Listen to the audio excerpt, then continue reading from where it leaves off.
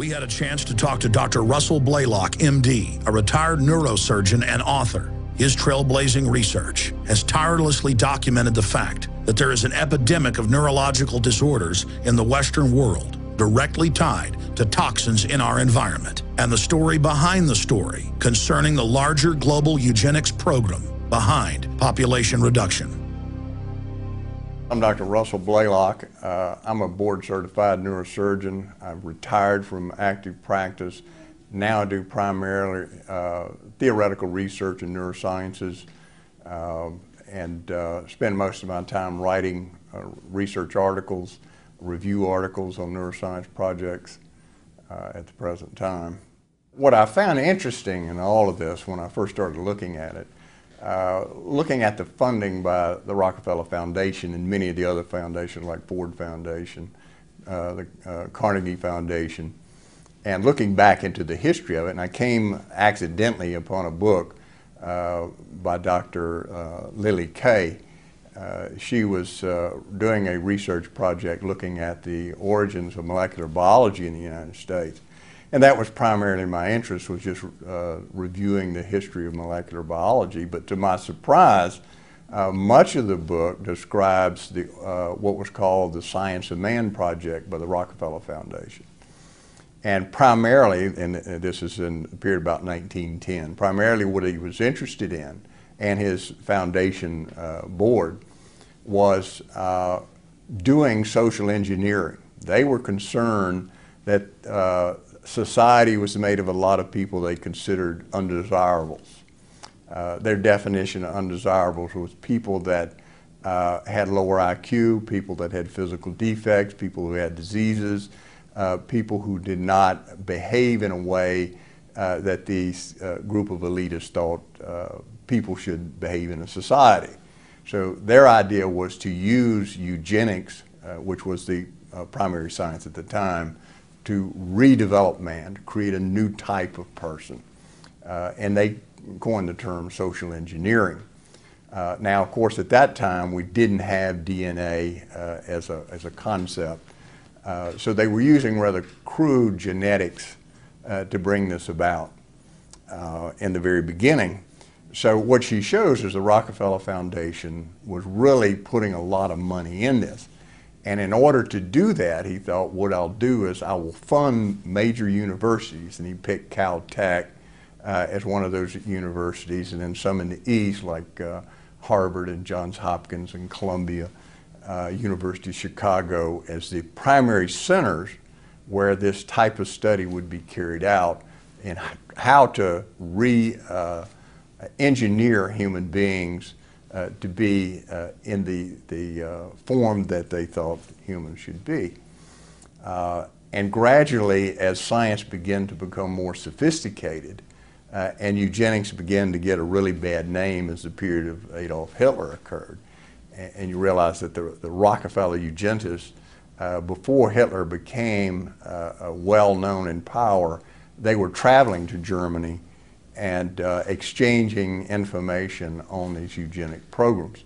So a fair amount of this information came from the Rockefeller Foundation. Of course, after World War II, when the world found out a lot of what was going on in eugenics and the horror of eugenics, most of these programs were abandoned, and the Rockefeller Foundations very quickly said to all their members, let's never use the name eugenics anymore. What we'll talk about is social engineering, the new science of man, behavioralism.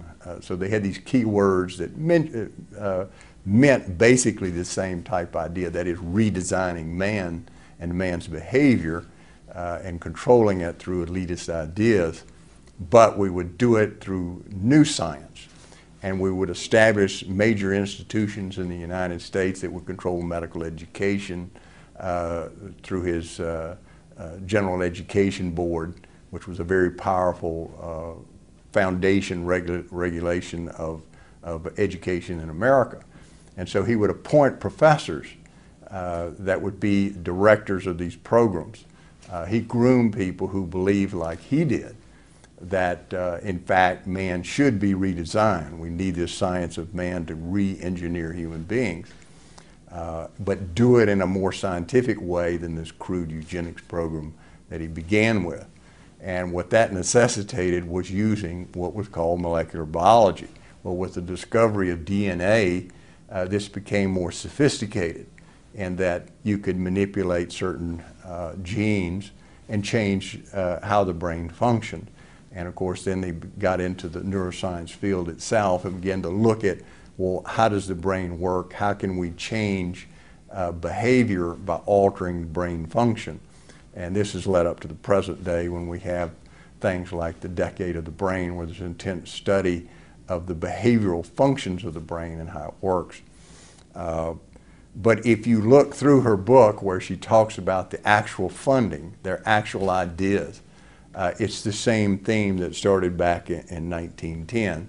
That is, we're going to recreate man in our image, what we think man should be, how people should think, what they should think, the limitations on their behavior. It's a true scientific social engineering of human beings. Well, leading from that, when we start looking at, well, look at some of the programs that have sort of spurred out of this, you know, the high-tech DNA manipulation, brain manipulation through electrodes or through transmission outside of electrodes to change human thinking. These are the more sophisticated programs that are a little bit more obvious, but then there's things that are less obvious. For instance, fluoridating water. We look at the original justification for fluoridating water back in 1945 when they picked a couple of cities, Grand Rapids, Michigan, and Muskegon. Grand Rapids was going to be fluoridated, Muskegon was not, and they were going to compare and use the idea that fluoride was preventing cavities. So even before the study had been completed, they announced that it was a grand success and that fluoridated water produced a 30 to 60% reduction in cavities. What they didn't say was that in the unfluoridated city, there was a very similar drop in the incidence of cavities as well. And in fact, throughout the entire world, we began to see in the developed world a tremendous fall in the incidence of dental cavities.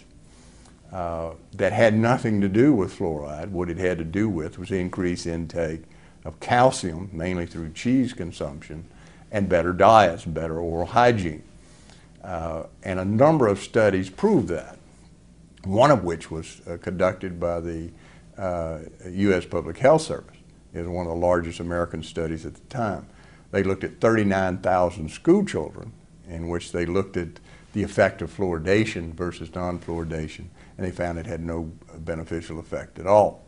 Well, they hid that document so scientists couldn't examine it, and the public and the media would never see it.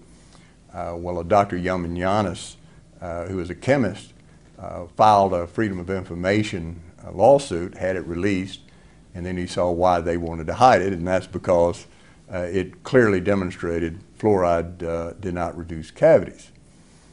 Since that time, there's been a number of studies, one of which included 8 countries, another which included all studies on fluoride, independent studies on fluoride and dental caries for the past 30 years.